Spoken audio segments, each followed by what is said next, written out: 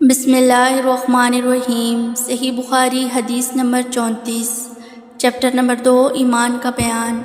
سند حدیث اور حدیث مبارکہ صلی اللہ علیہ وسلم۔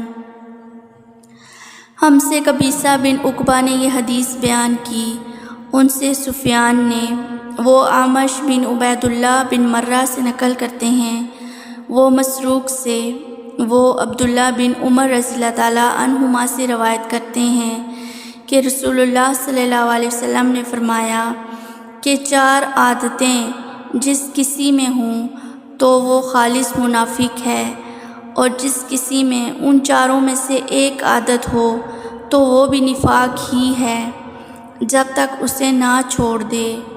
وہ یہ ہیں، جب اسے امین بنایا جائے تو امانت میں خیانت کرے، اور بات کرتے وقت جھوٹ بولے، اور جب کسی سے عہد کرے تو اسے پورا نہ کرے، اور جب کسی سے لڑے تو گالیوں پر اتر آئے۔